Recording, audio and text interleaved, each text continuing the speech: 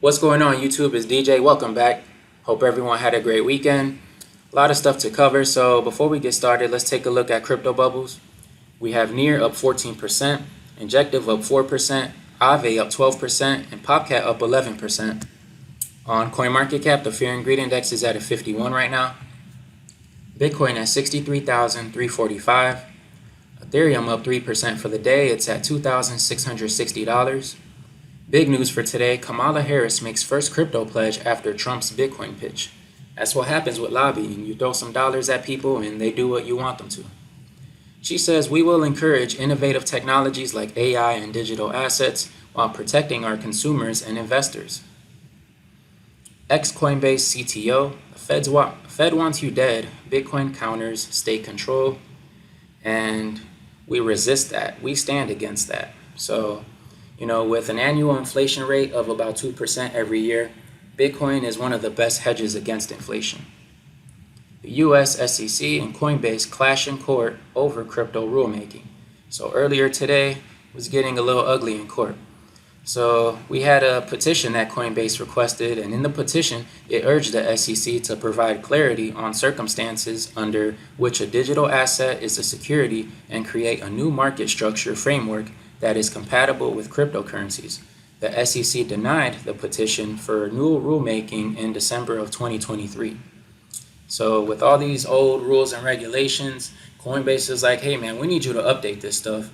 And they're like, no, we're not going to do that. Australia moves to license crypto firms under corporations law. So Australian Securities and Investments Commission is planning to extend licensing requirements to a broader range of crypto firms, not just the exchanges.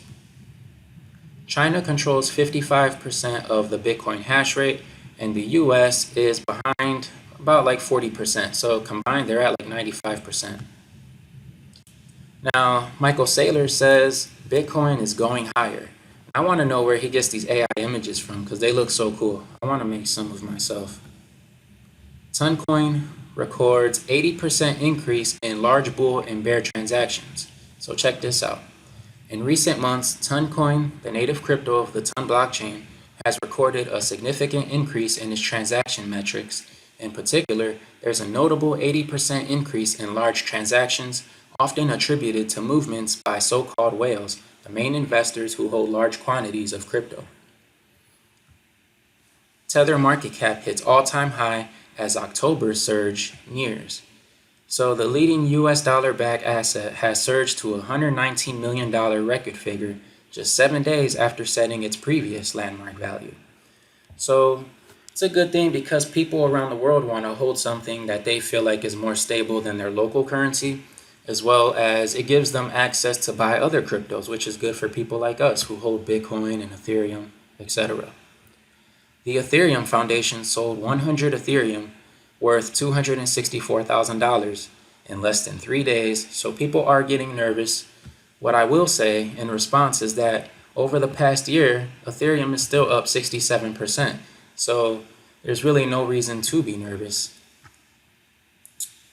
And finally, Canada moves away from retail CBDC, shifts focus to broader payments. So, in this article, it says that they got a little bit of resistance from the Canadian people, and they want to see how other countries handle the CBDC rollout. So my response is that, if you are someone who's not a fan of CBDCs, then make your voice heard, right? Every country has a different culture, and every country will have a different response when they have this rollout, because this is a global rollout and every country is going to want to do this because they can monitor all your transactions.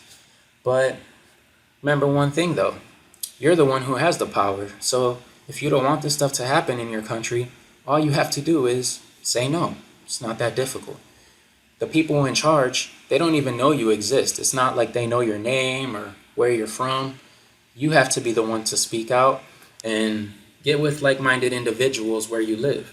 Remember that a lot of this stuff goes above politics. It's just our day-to-day human life. So that's my opinion on it. However, if you enjoyed the video, please give it a thumbs up and subscribe, and I will see you in the next one.